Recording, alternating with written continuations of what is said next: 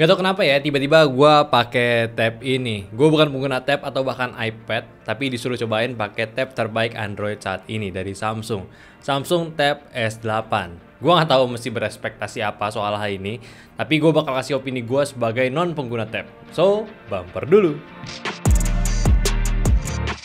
Selamat datang di Nyantai dengan gue Ali. So di sini adalah channel yang suka review dan juga riset sesuatu berkaitan dengan teknologi. So kalau kalian tertarik bisa aja subscribe dulu ke channel ini dan pastinya aktifin notifikasinya biar tahu dan langsung tonton video terbaru kita nantinya. Oke, langsung aja kita bahas spek dari Samsung Tab S8 ini. Pertama, Samsung Tab ini menawarkan SoC terbaiknya Snapdragon sekarang, yaitu 8 Gen 1.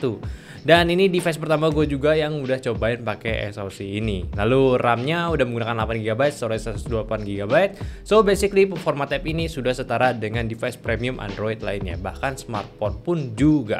Saat peluncurannya mereka juga menghadirkan beberapa line up tabletnya mereka. Yang ini adalah versi terendahnya dengan start di harga 9.999.000 untuk versi Wi-Fi-nya dan 12 jutaan yang ada 5G-nya.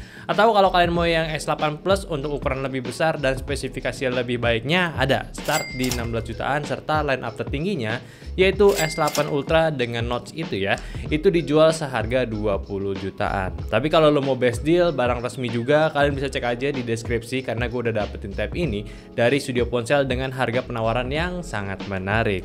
Lalu kalau dari desain, dari bentuk dimensi sebetulnya ini 11-12 dengan S7 sebelumnya, karena dari beberapa informasi yang gue dapat, aksesorisnya itu masih bisa digunakan dengan ukuran yang sama persis, tidak ada bedanya. Bahkan untuk S Pen-nya sendiri ditempel di posisi yang sama juga, serta udah include di paketannya.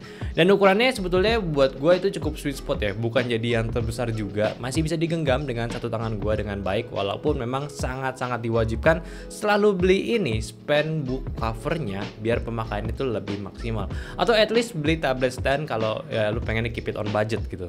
Kalau ukurannya sendiri, Tab S8 ini punya panjang di 25 cm dan lebarnya di 16 cm dengan ketebalan di 6 mm aja. Kalau soal berat ya sekitar setengah kiloan lah, jadi kalau buat dibawa-bawa dimasukin tas barang laptop lo masih nggak ganggu, kayak nambah charger laptop aja beratnya. Tombol di sisi kanan atas ada tombol power serta fingerprint scanner, volume rocker ada di sebelahnya, SIM tray 1 SIM dan 1 microSD card up to 1 TB, dan di sisi bawahnya ada USB Type-C, dan tabnya ini memiliki quad speaker AKG yang kualitasnya ini asik banget, ngalahin laptop-laptop di harganya.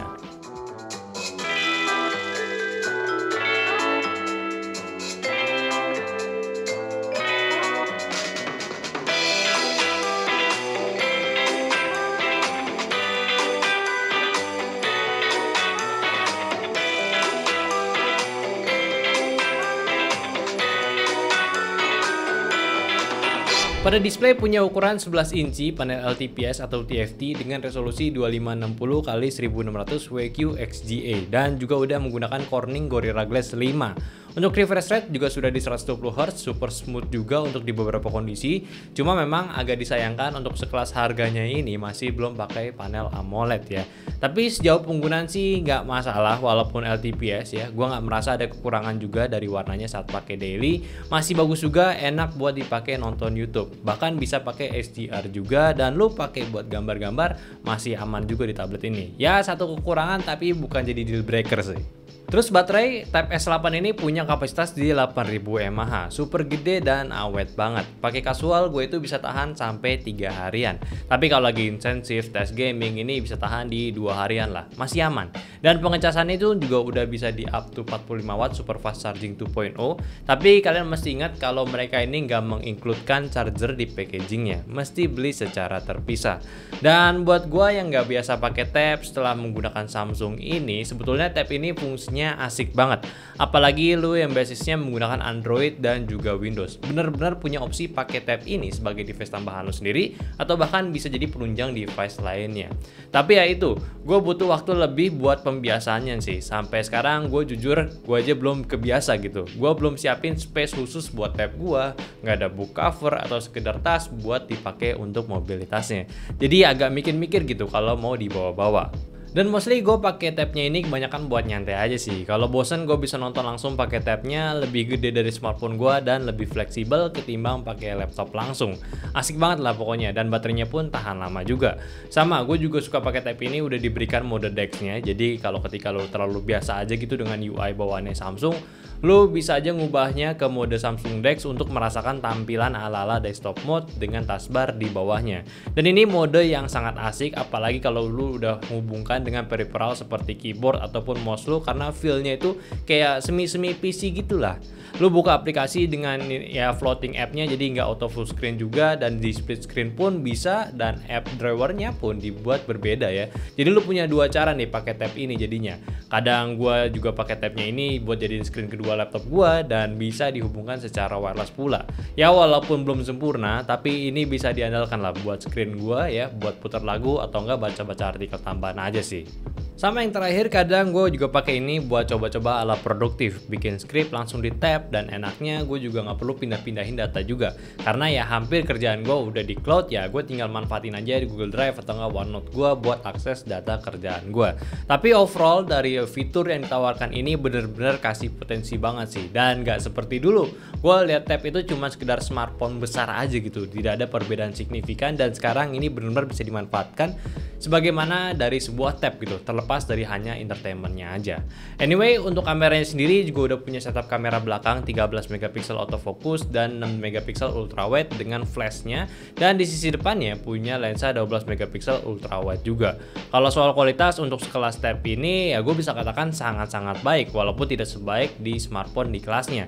Ya mungkin sudah standar flagship kali ya udah proper banget gitu ya.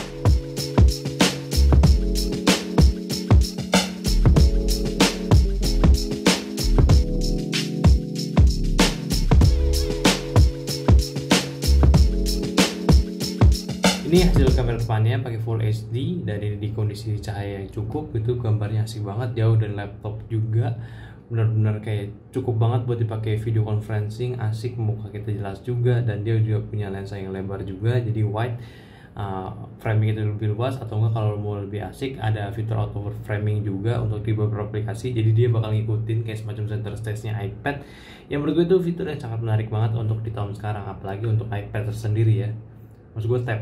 Oke, kalau 4K-nya ini juga asik nih, ada sedikit stabilisasinya. Cuma sayangnya lensa wide-nya tidak bisa digunakan secara baik, jadi cuman di ukuran standarnya aja ya.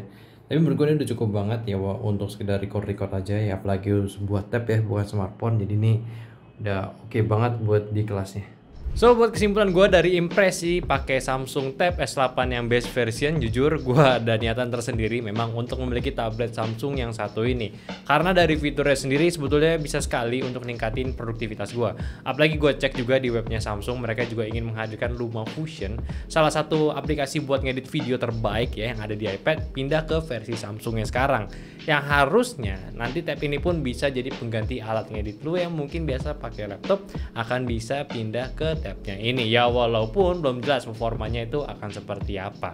Namun dari beberapa penggunaan gua secara kasual aja, tab ini udah bagus banget, nggak ada lag sama sekali juga, dan Samsung udah ngatasin beberapa app yang belum support mode tablet bisa dibuat secara floating atau tidak dibuat split screen ya, jadi tidak akan sia-sia untuk penggunaannya. Ya asik sih buat 2 mingguan menggunakan tab ini sebagai device tambahan gua.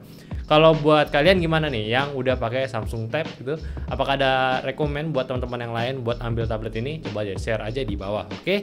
Tapi tetap gue sangat merekomendasikan ketika kalian berniatan untuk membeli tablet ini, coba untuk consider mengambil aksesoris lainnya seperti book cover dan juga charger ya, yang bisa 45 watt, karena menurut gue itu cukup penting ya. Agak sulit ketika lu nggak punya book cover atau nggak tablet stand gitu ya, nanti posisi penggunaan si tablet ini nggak nyaman gitu. Dan kalau lu cuma manfaatin charger standaran yang nggak support 45 watt charger, lu bakal ngerasain lamanya ngecharge si tablet ini 8000 mAh cuy.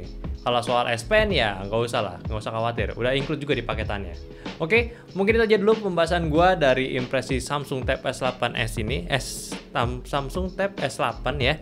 Ini bukan full review karena gua bukan pengguna tab hariannya juga, jadi sebagai impresi aja lebih tepatnya. Kalau kalian tertarik untuk beli, bisa aja klik link yang di bawah, karena di situ gua udah kasih toko studio ponsel di Tokopedia, sama gua minta tolong juga buat share video ini ke teman-teman kalian yang lagi butuh tablet untuk ningkatin produktivitasnya.